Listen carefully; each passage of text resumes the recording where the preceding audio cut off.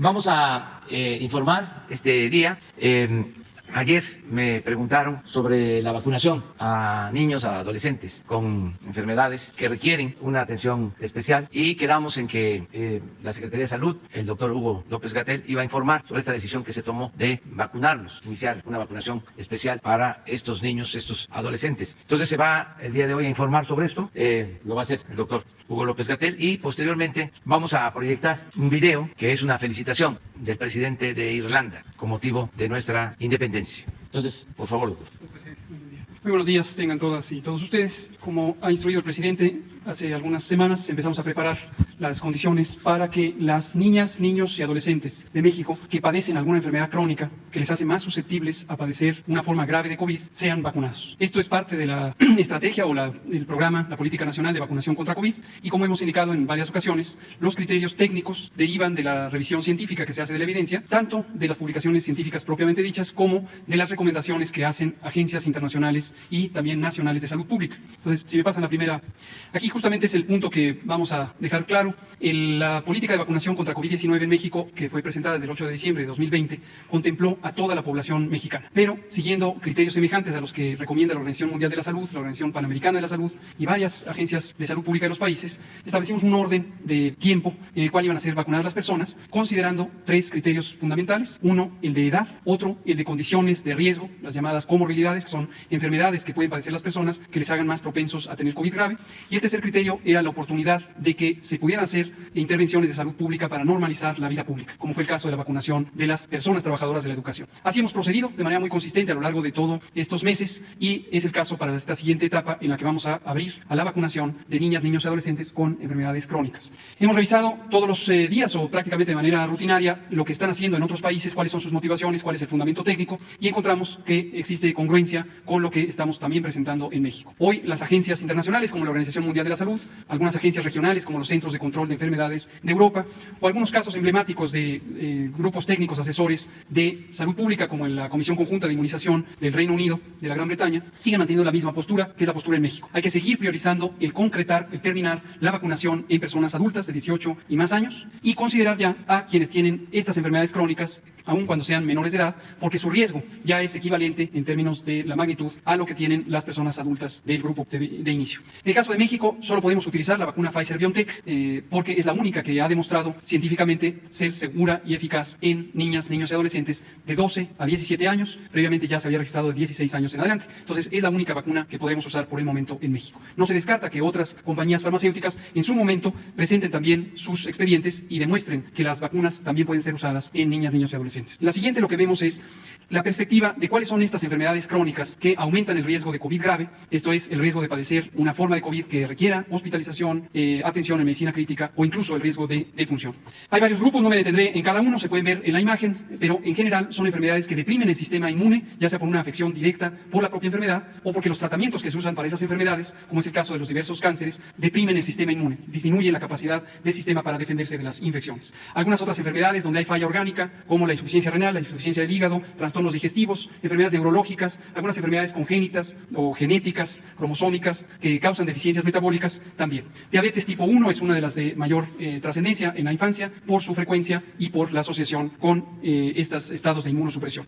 Y también se incluye embarazo adolescente. Este es un problema de salud pública en sí mismo. Ayer fue claramente planteado por el Consejo Nacional de Población en la Estrategia Nacional de Prevención del Embarazo Adolescente y es un problema de salud pública importante. Pero además el embarazo, ya sabíamos, ya por eso desde mayo de este año habíamos abierto la vacunación a mujeres embarazadas, ahora agregamos a quienes son embarazadas adolescentes. Con todo esto estimamos de 750,000 o hasta 1.500.000 personas, niñas, adolescentes, que podrían estar en esta condición. Finalmente, ¿Cómo lo vamos a hacer operativo? Dado el universo relativamente limitado en número, pero además identificable de estas personas, vamos a seguir un procedimiento que es distinto a la vacunación general en adultos. En la vacunación general de adultos hemos procedido en el territorio, hemos ido disponiendo las unidades temporales de vacunación, los puestos de vacunación que se desplazan por todos los municipios del país. En este caso, como la enorme mayoría o prácticamente todos quienes padecen estas enfermedades son identificados, necesariamente porque si no, no podrían tener una vida saludable en la medida que se controlen las enfermedades. Entonces vamos a utilizar la propia infraestructura del Sistema Nacional de Salud, es decir, en las unidades médicas donde se tratan a estas personas, que son mayormente hospitales de segundo nivel y hospitales de referencia, es donde vamos a poner las estaciones permanentes de vacunación. No serán temporales, sino serán permanentes. Las fechas, a partir del 28 de septiembre, próximo martes, estaremos publicando el lineamiento técnico y la lista completa de enfermedades crónicas. El 1 de octubre abriremos el registro en la misma plataforma que hemos estado utilizando, mivacuna.salud.gov.mx, y en la primera semana de octubre se estarán preparando operativamente las unidades médicas que serán seleccionadas para esta atención. Y en cada una de las entidades federativas, los coordinadores del programa Correcaminos, de las brigadas de vacunación, estarán coordinándose con las instalaciones de salud, tanto de las instituciones federales, como las de Seguridad Social, el IMSS, el ISSSTE, Pemex, etcétera, como aquellas que son de las secretarías estatales de salud. Y, por supuesto, quedará abierto el canal de comunicación para cualquier incidente que se presente, también a través del portal Mi Vacuna. Esto es todo. Bueno, nos siguen llegando felicitaciones de gobiernos de pueblos hermanos del mundo por los 200 años de nuestra independencia. Ayer se dio a conocer un video cómo astronautas rusos nos felicitan desde el espacio. Lo han hecho presidentes, primeros ministros, jefes de Estado. Lo hizo el presidente Biden de Estados Unidos, el Papa Francisco y ahora el presidente de Irlanda, que le agradecemos mucho su mensaje. Michael Daniel, vamos a escuchar. Estimados amigos, es una gran alegría el poder felicitar al pueblo de México en esta histórica ocasión en la que su nación conmemora, recuerda y celebra 3 momentos decisivos en su historia. El pueblo de México, como el pueblo de Irlanda, reconoce la importancia de tomarse el tiempo de recordar y me siento honorado de ser parte el día de hoy de esta importante conmemoración, celebrando 700 años desde la fundación de su capital, la Ciudad de México, recordando 500 años desde la llegada de los españoles y la caída de la gran ciudad azteca de Tenochtitlán, así como las consecuencias para sus ciudadanos, festejando 200 años desde la consumación de la independencia y el fin de la guerra civil de 10 años. A 200 años de su independencia, México es conocida en todo el mundo por su extraordinario patrimonio y cultura, sus artistas y escritores, así como el espectáculo belleza natural del país. Pero de igual manera, a México se le conoce por su liderazgo basado en valores en toda Latinoamérica y su compromiso con el sistema multilateral.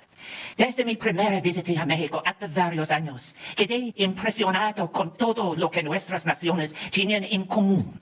Y mientras reflexionamos sobre este día tan especial, los claros paralelos en las historias de nuestros países son apreciados por todos. Nuestra historia compartida de colonización, migración, pobreza y lucha unen a los pueblos de Irlanda y México. De hecho, mientras México celebra el bicentenario de la consumación de su independencia, Irlanda celebra el centenario de la suya, incluyendo el cese al fuego de 11 de julio de 1921, que propició las condiciones de diálogo y la firma de la acuerdo anglo-irlandés del 6 de diciembre. Nuestras dos naciones tienen mucho en común en términos de los que hemos alcanzado y lo que nos enorgullece: nuestra independencia, nuestros pueblos fuertes y únicos, nuestro patrimonio cultural por el que trabajamos arduamente para conservar vivo, mientras sigue evolucionando, y el papel que juegan nuestras naciones en el escenario internacional.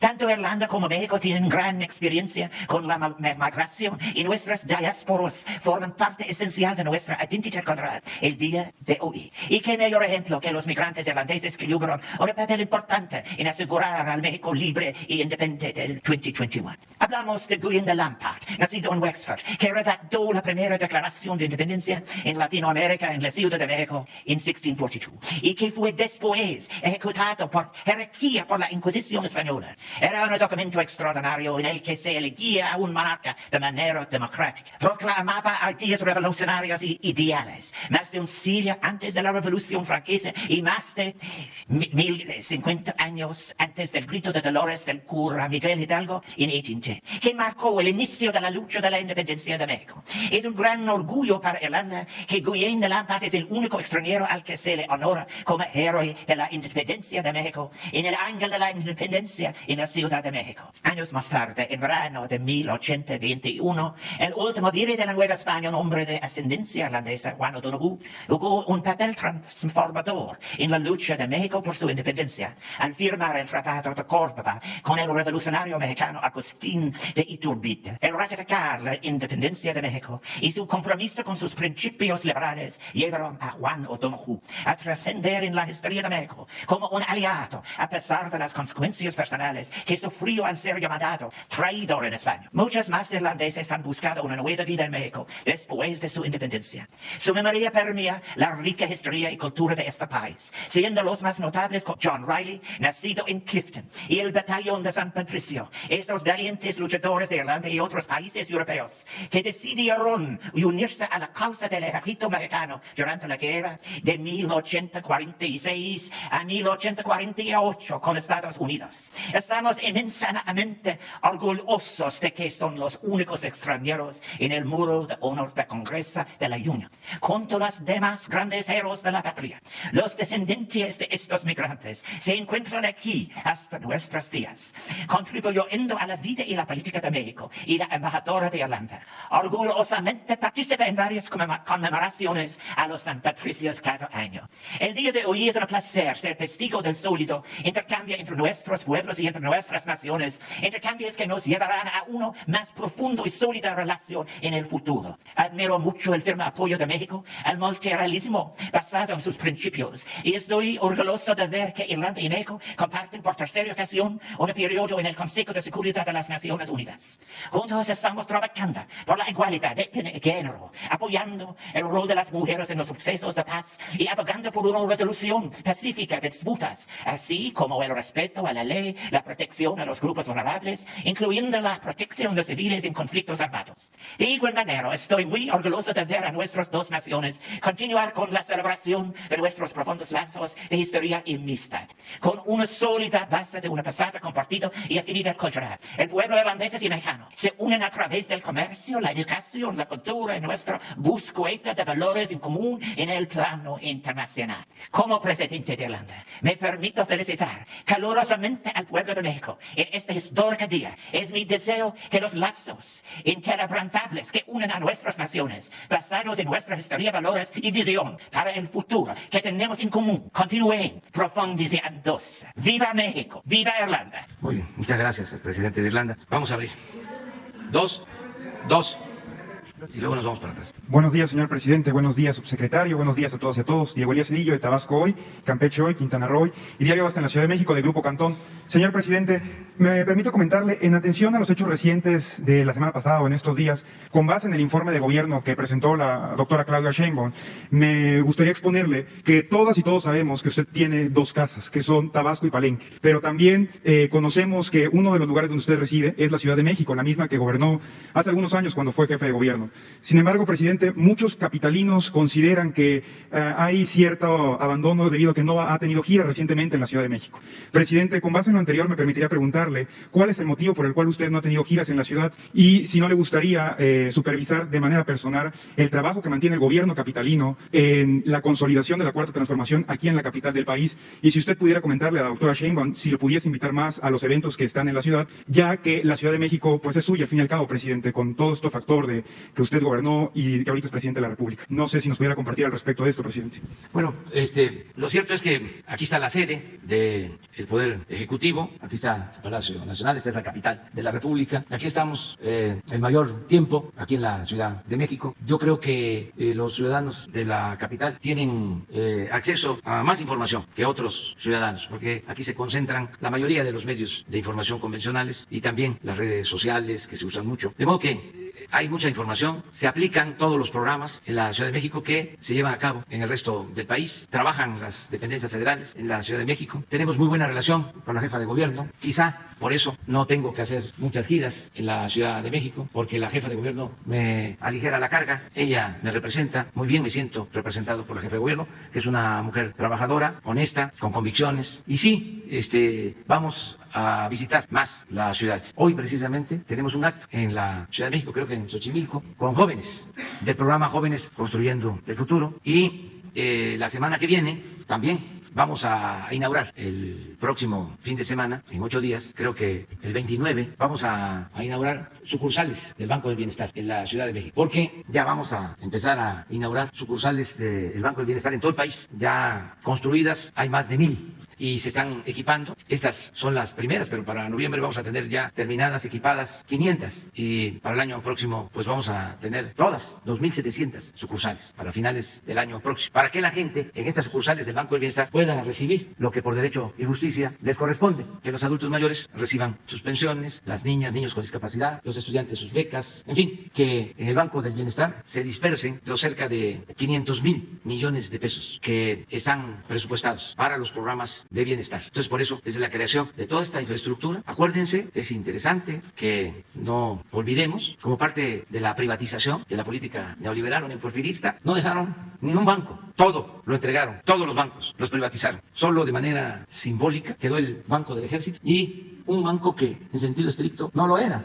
porque no tenía ni siquiera equipo propio, rentaban computadoras y la gente ni sabía que existía, se llamaba Bansefin. Eso fue todo lo que dejaron. Entonces, ese Bansefin se convirtió en Banco del Bienestar y ahora es un gran banco, y por eso se están construyendo estas 2.700 sucursales. Va a ser el banco con más sucursales en el país, y sobre todo va a ser el banco con sucursales en los pueblos más apartados, porque ahora hay sucursales de bancos solo en las cabeceras municipales, y eso no en todas las cabeceras, es decir, no en todos los municipios de México hay sucursales de bancos, y ahora va a haber en todo el país. Entonces, la semana próxima vamos a inaugurar sucursales del Banco del Bienestar en la Ciudad de México. Creo que voy a ir a Tláhuac, a Iztapalapa y a Gustavo Madero. Muchas gracias, presidente. Ahora, si me lo permite, en el contexto también de la semana pasada, el sábado, con base en la reunión de la CELAC que se tuvo aquí mismo en el Salón Tesorería, me voy a permitir citar muy brevemente a Gabriel García Márquez, que comentaba que América Latina tenía que vivir su edad media para poder generar desarrollo. En consecuencia, presidente, en una sección de todos los periódicos del Grupo Cantón, hay un apartado que se llama Vuelo de Pájaro. En este espacio se publicó en el transcurso de esta semana que el llevar los proyectos del gobierno federal, ergo, Jóvenes Construyendo el Futuro, y el programa Sembrando Vida, sería impulsar el contexto de la Cuarta Transformación en lo que sería América Latina, en los países que ustedes quieren replicarlo.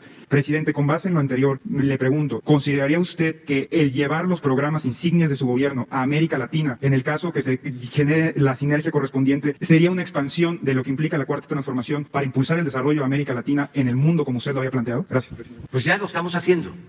Desde hace 2 años hay un programa de cooperación y se aplican programas en Centroamérica, del de Jóvenes Construyendo el Futuro, se aplica en El Salvador, en Honduras, creo que también en Guatemala, y queremos que estos programas se lleven a cabo en todo Centroamérica. Los estamos impulsando porque son programas exitosos, están bien evaluados. El programa Sembrando Vida es único en el mundo porque significa sembrar árboles, frutales, maderables, es reforestar. Es el programa de reforestación más importante en el mundo. Le da empleo a 430,000 personas, 430,000 sembradores que tienen trabajo. No es empleo temporal, es permanente. Se les apoya con un jornal para que cultiven sus parcelas, siembren en sus terrenos ejidales, comunales, en sus pequeñas propiedades. Es una inversión de 26,000 millones de pesos al año, 1.300 millones de dólares. No hay nada en ningún país una inversión así. Entonces, cuando se habla del cambio climático, pues nosotros podemos decir que estamos ayudando a producir oxígeno, a producir agua, a cuidar la naturaleza. Y al mismo tiempo se da trabajo, se producen alimentos, frutas, madera. ¿Cuándo se habían sembrado tantos cedros, tantas caobas? Nada.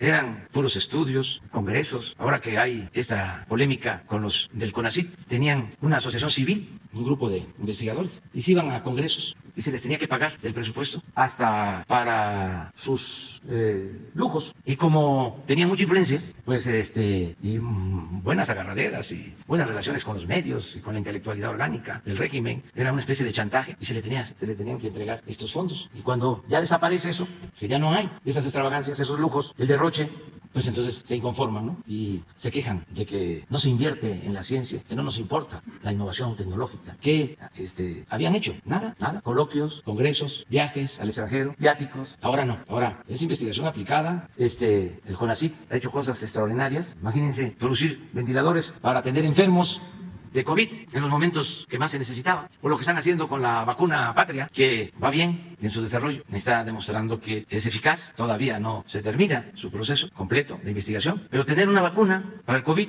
mexicana, en eso es en lo que estamos invirtiendo. Entonces, sí, México está ayudando con su ejemplo para la aplicación de estos programas en Centroamérica y en otras partes. ¿Pudo platicar de este tema en el evento de Santa Lucía con el embajador de Estados Unidos con respecto a la carta que había enviado? Sí, él está muy informado de lo que se está haciendo. Él comparte nuestro punto de vista de que deben de aplicarse estos programas. Fue de visita a Tabasco, allá sí, a la frontera, al Ceibo, en Tenosique, y ha estado haciendo gestiones con este propósito. Yo espero que pronto tengamos resultados, porque hay que llevar a cabo acciones de apoyo a la gente de Centroamérica lo más pronto posible, no estar sometidos a la burocracia, a darle largas a todo y a querer resolver las cosas con medidas coercitivas, deteniendo el flujo migratorio sin atender el fondo del problema. Entonces, sobre eso vamos a seguir insistiendo. Muchas gracias, presidente. Gracias, presidente. Buenos días. Primero, nada más precisar, ¿la vacunación entonces sería a mediados de octubre más o menos para los niños o si ya hay una fecha exacta? Sí, insisto que a diferencia del programa en adultos, donde vamos por fechas definidas abriendo centros de vacunación temporales en los municipios, aquí empezamos ya, en la primera semana de octubre se estarán haciendo todos los arreglos técnicos, la refrigeración, la cadena de frío, los consultorios específicos donde se van a establecer las vacunas para aquellas unidades médicas que son mayormente hospitales de segundo nivel, hospitales de tercer nivel, donde se atienden rutinariamente a estas personas para que ahí mismo les sean vacunadas. Pero es una operación más semejante a la atención médica que a estas acciones de salud pública. Entonces, empezará en la primera semana de octubre, en la segunda semana de octubre seguramente ya se estarán vacunando y continuará en dispositivos permanentes. Gracias. Presidente, preguntarle qué va a pasar con los migrantes que hay en Acuña. Veíamos ayer que estuvo el titular del Instituto de Migración, qué reporte le da, si se van a deportar, van a permanecer ahí. Ayer tenía el canciller una reunión con el secretario de Estado, si se llegó a algún acuerdo, ¿qué le reportó? Vamos a esperar a que regrese Marcelo Ebrard. En efecto, está en Estados Unidos y está tratando este asunto y otros. Entonces, si les parece, lo invitamos el lunes para que nos informe. El martes no vamos a poder porque tenemos que viajar a Sonora, pero el lunes sí. Nada más que sí vamos a estar aquí. El lunes, además, ¿qué otros ¿qué agenda tiene? Bueno, va a estar él aquí precisamente porque vamos a dar a conocer lo de la exposición sobre la grandeza de México, con todas las piezas, códices, con todo lo que nos enviaron de otros países. Esta exposición se va a inaugurar el día lunes, que es el día de la entrada del Ejército Trigarante, formalmente el día de la consumación de la independencia de México, el lunes próximo. Entonces se va a inaugurar esta exposición y vienen a dar a conocer sobre esta exposición la Secretaría de Cultura y el director del Instituto Nacional de Antropología e Historia, para que todo el pueblo sepa en qué va a consistir esta exposición, tanto en el Museo Nacional de Antropología como en el edificio de la Secretaría de Educación Pública, que es un edificio histórico que se va a convertir en un museo dedicado al muralismo mexicano, porque ahí están murales extraordinarios de los muralistas más importantes de nuestro país. También ese día se va a condecorar, se le va a entregar una condecoración a un militar extranjero, a un responsable de los carabineros de Italia, que se ha dedicado, él y su corporación, a rescatar piezas robadas, piezas arqueológicas, piezas que se han robado de México. Y ellos rescatan estas piezas, incluso de subastas, y nos han devuelto estas piezas. Es una labor extraordinaria porque no solo rescatan las piezas robadas, sino que no se quedan con las piezas, las regresan a su país de origen. Esta es una labor extraordinaria y por eso le vamos a dar este reconocimiento especial, porque nos traen también piezas recuperadas en subastas internacionales, en especial en Italia. También ese día pues se va a informar sobre los festejos de la noche, porque se va a escenificar, va a haber una representación de lo que fue el ingreso, la entrada del Ejército Trigarante. Esto va a estar a cargo de la Secretaría de la Defensa. Va a ser a partir de las 8 de la noche, va a ser nocturno. Entonces es todo el lunes. ¿Viene el secretario de Estado? El secretario Marcelo Ebrard porque a él le corresponde la entrega de esta condecoración, aunque lo voy a hacer yo, pero el trámite formal lo hace la Secretaría de Relaciones Exteriores. Va a estar con nosotros el lunes y nos puede explicar sobre lo que tú nos estás preguntando ahora. ¿Viene el secretario de Estado de Estados Unidos a la ceremonia del lunes? No lo confirmó ya. No, viene posteriormente, vienen otras personalidades, vienen representantes de todos los gobiernos, o de varios gobiernos del mundo, vienen representantes del gobierno francés, vienen representantes del gobierno de Rusia, viene un representante del Papa Francisco, en fin. Vienen muchos representantes de gobiernos extranjeros. Y luego se cerrará en Morelos, ¿verdad? Los 15 eventos emblemáticos. ¿O dónde va a ser lo de Morelos? Bueno, primero es lo de los yaquis, el 27, que es el martes. aquí. Al día siguiente vamos a Vica, a Sonora, para ofrecer perdón a los yaquis y a dar a conocer las acciones del plan de justicia al pueblo yaqui. Esto es el 28. El 29, pues ya dije que vamos a estar aquí en la Ciudad de México, vamos a inaugurar los bancos de bienestar de la Ciudad de México. No todos, sino algunos. Ya vamos a empezar a inaugurarlos todos. Yo creo que para fin de año ya se tienen en la ciudad todos los bancos de bienestar terminados, equipados, funcionando. Y el 30 vamos a estar en el estado de Morelos, conmemorando un año más del natalicio de José María Morelos y Pavón. También en el marco de los festejos por la independencia. Y el lunes, que es día 4 de octubre, vamos a estar en Veracruz, 4 de octubre, en San Juan de Ulúa, porque se van a conmemorar los 200 años de la creación de la Armada de México. Y ahí terminan ya todos los festejos de este año, que comenzaron en Cuilapan, Oaxaca, donde se asesinó a Vicente Guerrero. Entonces, hemos llevado a cabo, creo que ya como 10 actos, y nos faltan 4.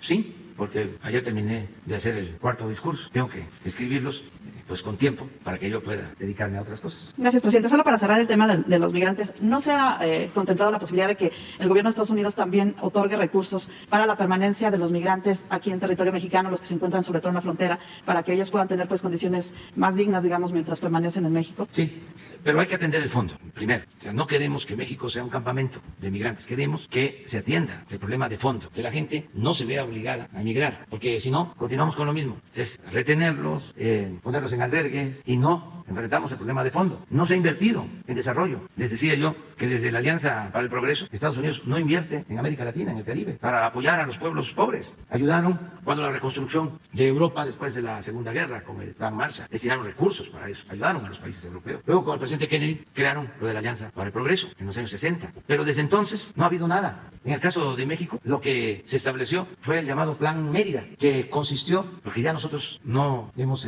participado en ninguna acción de ese tipo, pero consistía en entregar armamento, helicópteros artillanos. Hasta hace poco, de cosa que como hay amnesia política, se olvida.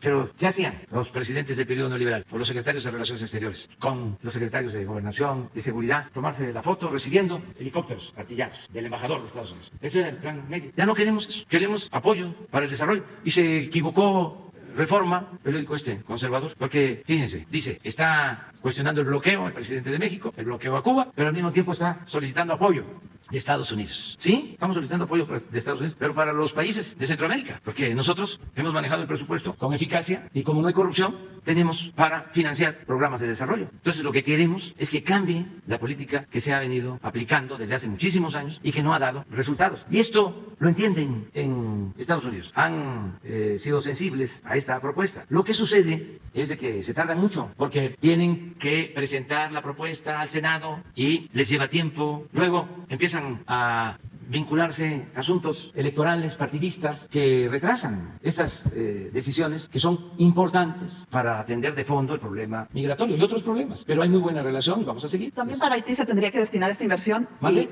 También para Haití se tendría que destinar esta inversión. Y buscar la forma de que intervenga Naciones Unidas, porque hay un completo desgobierno en Haití, hay muchísima violencia. Bueno, asesinan al presidente y hay bandas de delincuentes en Haití. No se puede olvidar eso. No es solamente atender a los migrantes haitianos que por necesidad salen de su país, por necesidad y por la violencia. Entonces hay que hacer algo. Y aquí la ONU se está tardando. Eso es lo mismo. ¿Y dónde están los organismos de defensa de derechos humanos a nivel internacional? Porque no es dar la espalda, voltear para otro lado. Hay que atender los problemas. Eso es lo que se está proponiendo. Gracias, presidente. Y finalmente, si nos podría hacer un comentario justo de los investigadores que comentaba hace un momento sobre estas investigaciones que se realizan. Hay mucha polémica por estas investigaciones. Gracias. Pues me envió un informe la directora del CONACYT, la doctora María Elena Gómez Bulla, Álvarez Bulla, y se los vamos a dar a conocer. No sé si lo tienen, a ver si Laura lo presenta, porque ahí me explica qué es lo que está sucediendo, porque hay mucha desinformación. Entonces, a lo mejor hasta va a ser necesario que venga a informar personalmente, a ver si lo hacemos el miércoles, pero a ver si nos envían los documentos y los entregamos hoy. Son dos, uno más ejecutivo, donde explica lo que está sucediendo. Es un grupo de investigadores que formaron una especie de asociación civil y que recibían dinero del CONACYT. Y ¿cómo? ¿Lo tienes? A ver, ¿por qué no pones? Hay uno, nada más. A ver, yo creo que es este. Aquí explica, pero es esto, mire, un párrafo.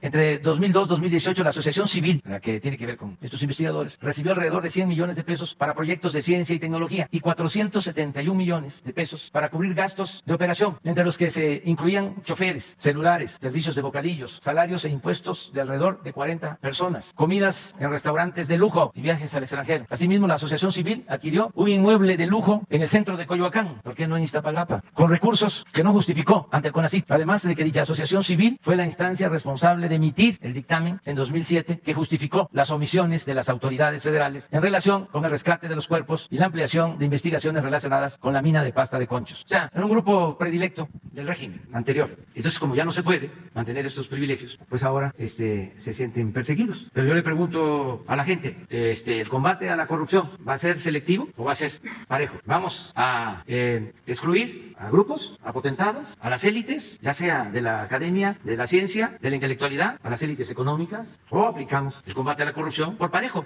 que se investigue y si hay corrupción, que se castigue. ¿Por qué? Nada más se va a castigar a los pobres, a los que no tienen con qué comprar su inocencia, a los que no tienen agarraderas, a los que no son influyentes. No, tiene que acabarse con la impunidad, sea quien sea. Al margen de la ley nada, por encima de la ley nadie. Sean amigos, colegas, familiares, que se entienda. No sé si sea cierto, pero uno de los investigadores supuestamente perseguidos se aventó un Twitter ayer, ojalá y lo consigamos, para que vean el nivel moral.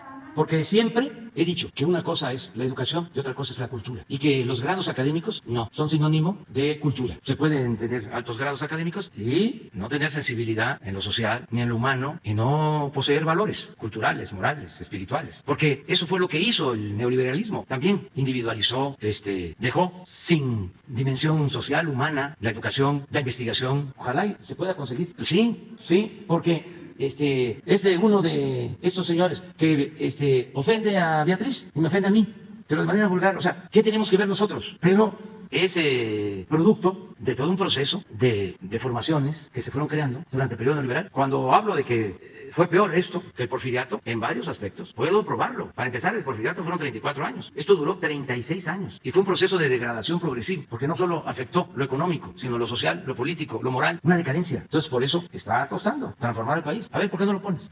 Se llama el señor, si es real, Aldo Aldarete. Fíjense, este es uno de este grupo. Comiencen con la puta pseudoescritora, pseudoinvestigadora. ¿No saben quién es? La Sopilota. Esa idiota que no sabe ni escribir una frase sin faltas de ortografía. Ella no tiene ningún fuero. Y gracias al pendejo, loco, imbécil, ese al que hoy limpian los zapatos, ustedes y Hertz. Como siempre hemos salido de la calumnia ilesos y tenemos tranquilidad en nuestra conciencia, pues lo podemos poner.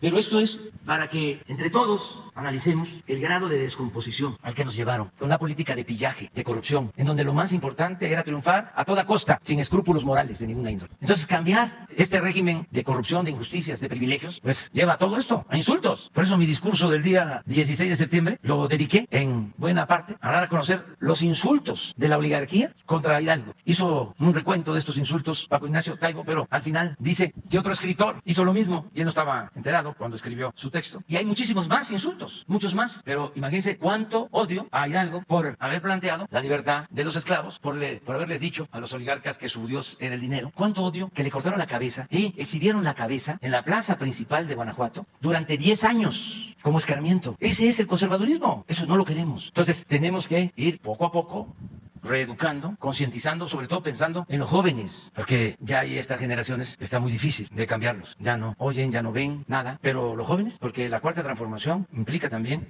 auspiciar un nuevo pensamiento, una nueva corriente de pensamiento. Tenemos que ir hacia allá. Entonces, es muy interesante el tema de estos investigadores y en general del comportamiento del conservadurismo en México y cómo el movimiento, que es muy importante de transformación, está logrando que emerja todo esto que estaba sumergido, oculto, tapado por la hipocresía. A ver, los dos. Presidente, muy buenos días. Soy Omar Niño de San Luis Potosí. Traigo un documento de 4 jóvenes que trabajan en la construcción, que San Luis Potosí el 25 de julio salieron a trabajar a Tonalá, Jalisco, a construir un hotel. Fueron secuestrados, están desaparecidos y las 4 familias son muy humildes y la Fiscalía del Estado de Jalisco no está dándole trámite a la desaparición de los 4 jóvenes. Fueron secuestrados 7 y soltaron a 3 y 4 están desaparecidos. Según la familia, tienen pruebas de que estos 7 jóvenes, los 4 están desaparecidos, fueron entregados a la Policía Estatal de Jalisco y la Fiscalía del Estado de San Luis Potosí tampoco les quiere ayudar. Me han hecho llegar este documento, que es todo el expediente, y una carta en donde le piden que pues les hace saber sobre su desesperación porque están desaparecidos. Se la hago llegar. Por un lado. Por otro lado, y hablando de ese mismo tema, el próximo domingo toma protesta como gobernador Ricardo Gallardo Cardona. En San Luis Potosí hay mucha preocupación y me voy a permitir leerle textualmente una respuesta que Ricardo Gallardo Cardona le dio a un periodista de San Luis Potosí al preguntarle cómo iba a ser el combate a la delincuencia organizada en San Luis Potosí. El gobernador electo respondió: al potosino no le lastima que vayan a matar a un vendedor de droga en una tiendita. La delincuencia organizada es tema del Ejército, de la Marina, de la Guardia Nacional, del presidente. Mi pregunta es, señor presidente, los potosinos a partir del lunes, ¿a quién le vamos a pedir cuentas sobre la lucha contra la delincuencia organizada en San Luis Potosí? ¿Usted se va a hacer responsable como el señor Ricardo Gallardo está mandándole básicamente esta obligación del Estado a la Federación? Esa sería mi primera pregunta. Pues yo creo que todos tenemos la responsabilidad de atender los problemas de inseguridad y de violencia. El gobierno municipal, el gobierno estatal, el gobierno federal, incluso hasta los ciudadanos, cuando sabemos de que se comete un delito, tenemos que denunciarlo, ayudar, llevando a cabo la denuncia correspondiente. Vamos nosotros a seguir garantizando la paz, la tranquilidad, y lo vamos a seguir haciendo con los gobiernos estatales, en colaboración, porque en el tema de seguridad no pueden haber diferencias políticas, partidistas. Hasta en el caso de Guanajuato, por ejemplo, que tenemos más diferencias, porque sostenemos que ya lleva mucho tiempo el fiscal de Guanajuato y que sigue estando Guanajuato en los primeros lugares en homicidios. Bueno, aún con esa diferencia, porque no han querido cambiar al fiscal. Y no es que nosotros estemos en contra del fiscal, es que no son buenos los resultados. Entonces, ¿qué pasó hace unos días? Es un lamentable hecho en Salamanca, que llevaron de regalo unas bombas y perdieron la vida los dueños de un restaurante. Ayer, en colaboración con el gobierno del Estado, con el apoyo del Ejército, de las Fuerzas Armadas, de la Guardia Nacional, ya se logró detener a los 2 responsables. Se hizo una investigación conjunta. Entonces, tenemos que actuar en estos temas en forma coordinada, aun cuando tengamos diferencias. Entonces, yo creo que en San Luis Potosí se va a garantizar la paz, la tranquilidad, como lo merecen los potosinos, y lo va a hacer el nuevo gobernador, y lo vamos a hacer nosotros, y lo vamos a hacer en forma coordinada. Presidente, no deje de voltear a ver a San Luis Potosí. Hay un gran miedo por los antecedentes del gobernador electo. Ya estuvo en prisión en 2 penales de máxima seguridad. La petición, como ciudadano y como periodista, es que no dejen de voltear a ver a San Luis Potosí. Incluso los analistas señalan que hasta se pudiera convertir en un narcoestado. Ojalá y no sea así. Esa sería la petición de los potosinos, señor presidente. En otro tema, con el doctor Hugo López-Gatell, me gustaría preguntarle si no están, si con esta vacunación a menores no tienen previsto que no se salga de control los amparos para los menores de edad. En San Luis Potosí, un juez federal, de nombre Diego Ávila, acaba de otorgar una orden para que se vacunen a 24, un grupo de 24 menores. Al siguiente día subió a 56 y ahorita van más de 100. Se está creando pues una inercia de que hay mucha gente que ya está ahorita contratando despachos para que los jueces federales estén dando estas órdenes. ¿Tienen contemplado esta vacunación que se pueda seguir incrementando debido a los amparos? Gracias, presidente. Gracias por la pregunta. Como comentamos aquí hace un par de semanas, consideramos desafortunado que se busque, desde luego es legal y es legítima la búsqueda de una respuesta, pero que se busque una respuesta individual a algo que es un problema colectivo. Así lo expresamos, la salud pública es una materia donde interesa el bienestar colectivo, distinto a las preocupaciones que, aunque nos parecen legítimas, están motivando a las personas a buscar una solución judicial a una preocupación individual. Insistimos, nos parece legítima la preocupación individual, pero lo que es desafortunado es que las personas que buscan y logran estas sentencias de amparo no tengan la visión general, la visión colectiva. Este es un fenómeno social colectivo del mundo entero. ¿Cuál es el problema? Que cuando se busca una solución solo para la persona, o en este caso el familiar, niño, niña, adolescente, sin pensar en que junto hay otra persona con otra familia y junto hay otra persona con otra familia y hay un país entero y hay un mundo entero, entonces se empieza a alterar las previsiones científicas, técnicas que han gobernado la política nacional de vacunación en México y en los demás países. Hemos destacado la consistencia, la congruencia, la semejanza del plan de vacunación de México con el de Inglaterra y con el de Francia y con el de Estados Unidos y con el de Dinamarca, porque todos los países que atendemos científicamente la pandemia seguimos criterios científicos y se ha identificado que quien tiene mayor riesgo son las personas adultas muy mayores y luego las que le siguen y luego las que le siguen, etc. Entonces,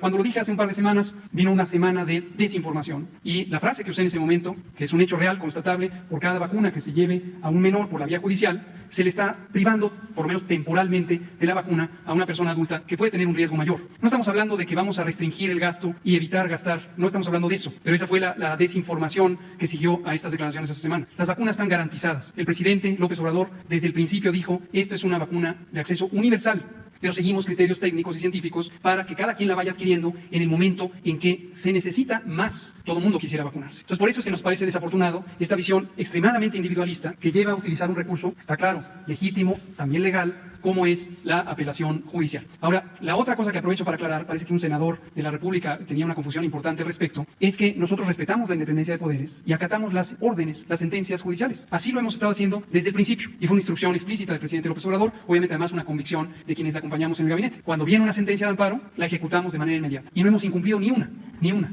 No por ello nos vamos a deprivar del derecho que tenemos también de contraponer recursos de inconformidad en los tribunales de circuito de acuerdo a lo que corresponde con la ley. Entonces estamos haciendo las dos cosas en paralelo para que haya claridad. Acatamos inmediatamente y en los tiempos indicados las órdenes judiciales. Hemos ido vacunando a todas las niñas y niños o adolescentes que se indica, siempre y cuando tengan la condición médica razonable. Si no tienen 12 años y más, no podemos acatar esa orden. Si tienen en el panorama, si tienen el poder defenderse para no poder vacunar. Precisamente es lo que comento. Gracias por la pregunta. Nosotros lo que hacemos es, nos llega una orden, a partir de una sentencia, la acatamos inmediatamente y giramos la instrucción correspondiente para que se vacune al niño, niña, adolescente, siempre y cuando sea con la vacuna Pfizer y sea de 12 años y más. Si nos llega una sentencia que dice vacune a un niño de 2 años o 3 años, como nos ha ocurrido, dicho sea de paso, con todo el respeto para jueces y juezas, desafortunadamente también hay un espacio de desinformación, de desconocimiento importante. No podemos acatar algo que pondría en riesgo la vida de un menor. Y nos han llegado sentencias que dicen, niño de 2 años hay que vacunarlo. No, esto es imposible, ¿no? Entonces, pero cuando corresponde, sí los vacunamos. Y en todos los casos hemos presentado apelaciones a los tribunales de circuito. Son los tribunales, colegiados, que son los tribunales superiores que vigilan o supervisan el trabajo de los jueces individuales. Y hace ya unas 3 semanas, con el apoyo del secretario de Gobernación, por instrucción del presidente, y con el apoyo de la consejera jurídica, extraordinaria consejera jurídica del Ejecutivo Federal que tenemos ahora, hemos tenido un diálogo del Poder Ejecutivo con el Poder Judicial a través del Consejo de la Judicatura y se está analizando un fenómeno de contradicción de tesis. ¿Qué quiere decir esto? Algunos jueces han hecho sentencias en una dirección que es opuesta a varios otros. Cerca de poco más de la tercera parte de los juicios de amparo han terminado en no conceder la sentencia de amparo para el quejoso y en decir, la autoridad tiene razón, la autoridad sanitaria tiene una política pública de interés superior porque es de interés general. Más de una tercera parte nos han dado la razón. Entonces hay una contradicción de tesis. Siguiendo el principio fundamental que el presidente indica siempre, el diálogo, estamos buscando que a través de tener más información que les llegue a los jueces, se resuelva también esto con un criterio general y se resuelva la contradicción de tesis en el sentido colectivo de la protección al derecho de la salud, como lo indica la tesis de jurisprudencia de febrero de 2019. Gracias. A ver. Presidente, subsecretario, buenos días. Fátima Ramírez, del Despertar Político.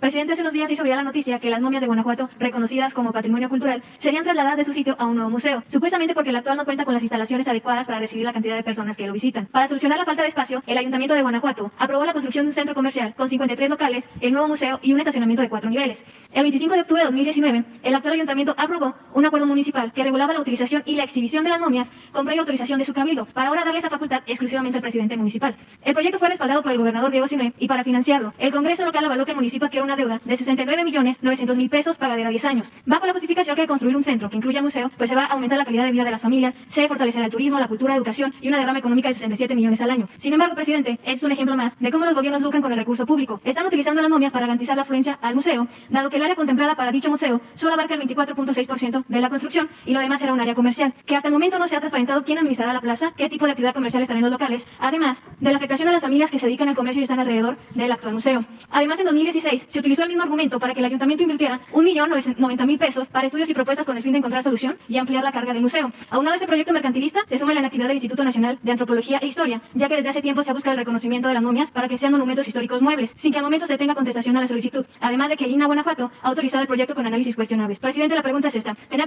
conocimiento del tema? Y segundo, ¿se podría solicitar se agilice por parte del INAH el análisis para reconocer a las momias como monumentos históricos y así dotarlas de mayor seguridad jurídica, se dejen de utilizar con fines mercantiles y se deje de hacer negocio privado con recurso público? Pues vamos a pedirle al director del Instituto de Antropología e Historia, a Diego Prieto, para que nos ayude con este asunto que estás planteando. Ya se dio a conocer, seguramente Diego va a intervenir. El INAH tiene que ayudar en todo esto. Hay que cuidar el patrimonio histórico, cultural de México, todo el patrimonio. Y ya presentaste tu denuncia y yo estoy seguro que tanto las autoridades locales este caso del municipio, del estado y lo que corresponde a la federación, se va a actuar para cuidar este patrimonio. Y como segunda pregunta, presidente, la Secretaría de Cultura informó que una casa de subastas en Alemania está subastando piezas prehispánicas provenientes de esos países latinoamericanos, incluido México, a pesar de una denuncia interpuesta por el gobierno. ¿Qué le ha comentado la secretaria, si tenía conocimiento, y qué hará el gobierno, dado que la casa de subastas señala que todos los artículos que tienen a la venta tienen certificado de origen que muestra que los objetos se encuentran de forma legal en su país? Eso es parte de lo que se va a tratar el lunes.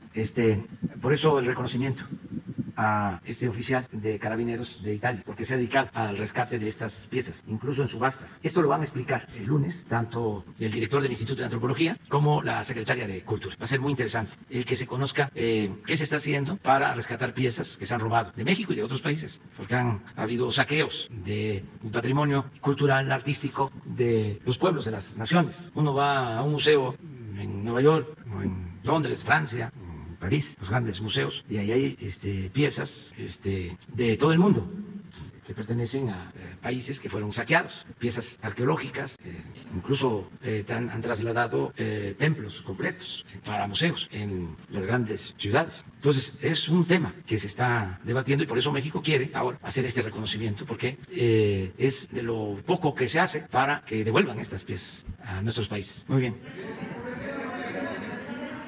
A ver, él y él. A ver. Gracias, presidente. Buenos días. Víctor Blogs para México Informa y YouTube Amigos. Bueno, YouTube Amigos. Presidente, son dos preguntas con los programas sociales. La primera pregunta va establecida con la incorporación de los censos del bienestar, que es para las personas de 65 años.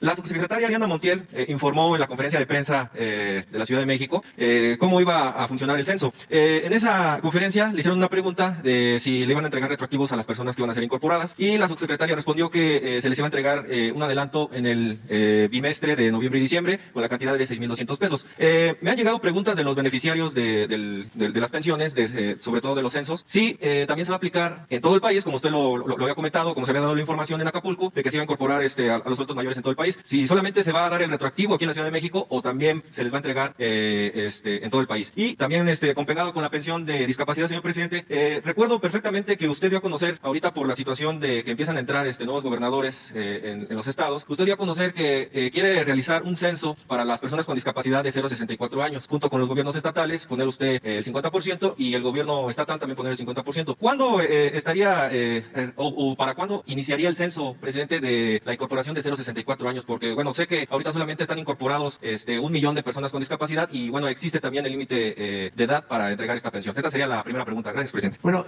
ya se está inscribiendo a mayores de 65 años. El programa de pensión a adultos mayores incluye ya de 65 años en adelante, pero se están incorporando poco a poco. Hay un plan de incorporación. A ver si viene Ariana a darlo a conocer de nuevo, porque ayuda mucho a informar a los adultos mayores, que nos digan cuánto han avanzado en la incorporación de los de 65 años y más. Yo tengo la información que para marzo del año próximo se concluye el censo por completo, de 65, la incorporación de todos. Y ya se está entregando a todos el incremento. Lo que no puedo contestarte ahora es si, como tú lo planteas, se les va a entregar de manera retroactiva, aún no estando inscritos. Creo que así es tu pregunta, ¿verdad? No, señor presidente, la pregunta sería si solamente tiene contemplado, bueno, yo lo entendí así por la subsecretaria cuando dio la conferencia de prensa, ella comenta que solamente se daría aquí en la Ciudad de México, pero preguntan los adultos mayores. No, es nacional. En nacional sería. Eso es nacional. Ajá. O sea, el retroactivo de los 6,200 pesos, presidente, para el siguiente bimestre, que sería el de final de año. Ella lo comentó así, de hecho hasta así. Es que es lo que se tiene que aclarar. Si se le empieza a entregar a partir de que se inscriben, de que están inscritos, y ahí empiezan a recibir, o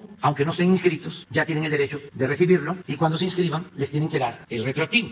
Creo que ese es tu planteamiento, ¿no? Así es, presidente. Bueno, eso yo le voy a pedir a Ariana que venga a explicar. Lo que sí puedo comentar es que para marzo van a estar todos y que ya está el aumento. Eso sí, ya se está aplicando el aumento, que va a ser periódico, es decir, año con año, para que en enero del 24 la pensión sea el doble de lo que reciben en la actualidad. Me va a dar muchísimo gusto, por ejemplo, que para enero del 24, si estoy en el gobierno, si lo permite la naturaleza, la ciencia, el creador y el pueblo, ya una pareja de adultos mayores, eso hasta lo pongo en mi libro nuevo, puedan tener para su alimentación, cuando menos. Entonces, sí va avanzando este programa. Entonces, va a estar Ariana para que lo explique. Lo otro que planteabas es... De la... de la discapacidad. personas mayores con discapacidad que puedan ser beneficiadas también con la pensión. Esto va a depender de los gobiernos estatales porque son convenios que tenemos que hacer. Ya aceptó el gobernador de Sinaloa, es el primero, Rubén Rocha, y ya nosotros también estamos de acuerdo. Entonces, a partir de ahí se va a hacer el censo para incorporar a los que no están ahora en el programa de la pensión por discapacidad, porque nada más se tiene a niñas y niños hasta 18 años. Entonces, falta de 18 a 64, porque ya a partir de los 65 tienen la pensión de adultos mayores. Entonces, todos los que tengan esa edad y los gobiernos de los estados aporten el 50%, nosotros aportamos el otro 50%. Sí, presidente. Bueno, la segunda pregunta, presidente, también viene relacionada con los programas sociales, exclusivamente con las becas. Quiero plantearle una situación. Usted había comentado en una gira, creo que fue en el sureste, había comentado usted, presidente, que quiere ya que se consoliden los programas sociales, ¿no? La atención y precisamente para que el beneficiario tenga una respuesta firme ante pues las peticiones que llegan a la Secretaría del Bienestar o la misma Coordinación Nacional de Becas.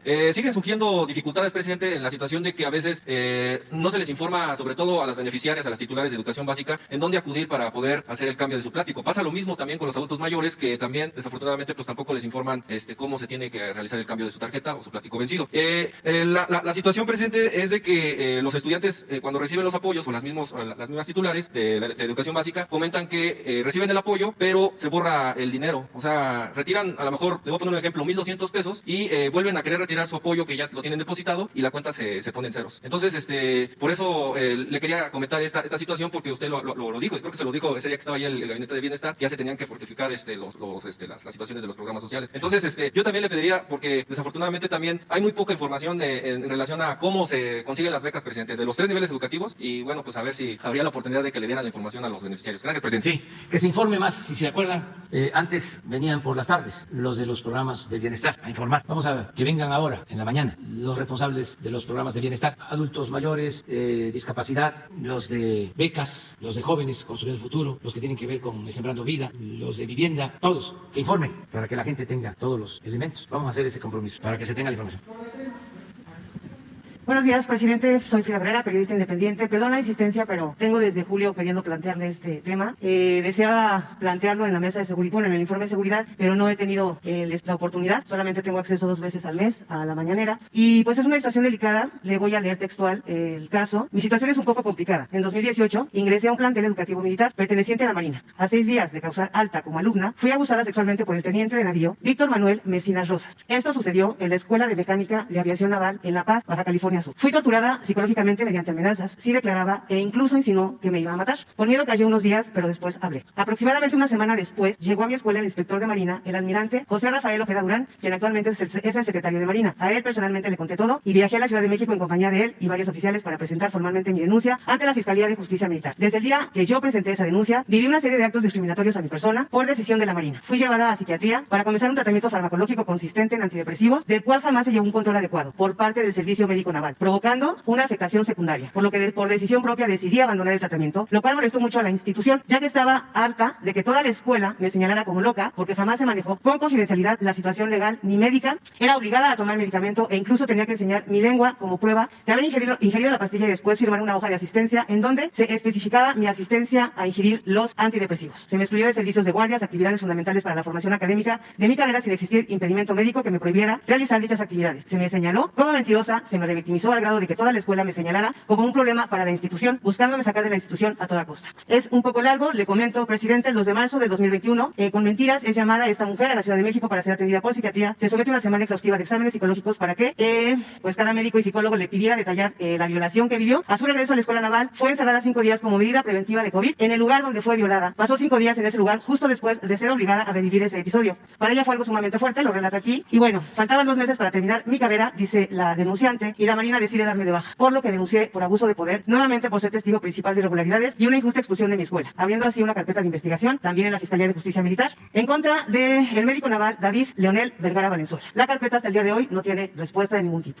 Manifiesto que yo deseo mi denuncia sea llevada a las autoridades civiles, porque desde el 2018 hasta el 2021 no existen avances y la Fiscalía Militar lleva mi caso a juicio, finalizando encontrar culpable al sujeto que la viola. Pido estar presente a la lectura de la sentencia y la petición es negada. Le hacen saber, la abogada de la Marina que la acompaña, que la carpeta esta fue mal integrada y que en breve el sujeto va a quedar en libertad. Asimismo, no puede regresar, no regresaba a la escuela, ya por solicitud de la denunciante le fue practicada un peritaje por parte de la Sedena para que se compruebe que no es una mujer apta, que es una mujer apta para continuar en la escuela naval, situación que la escuela en la Marina se niega a darle pues este derecho a terminar primero la escuela, que le faltaban 2 meses, y a de verdad recibir justicia. Es común en los delitos sexuales en estas instituciones pues se escondan, se vicien y al final los agresores son liberados. Ese es mi primer planteamiento. Pues sí, vamos a pedirle al almirante Ojed, que es un hombre recto e íntegro, al que le tengo confianza, que atienda la denuncia y también lo puede hacer en la Comisión Nacional de Derechos Humanos. Nosotros podemos ayudar para que presente la denuncia en la Comisión Nacional de Derechos Humanos. Sí, presidente, gracias. Inclusive iba a traerle físicamente el documento, pero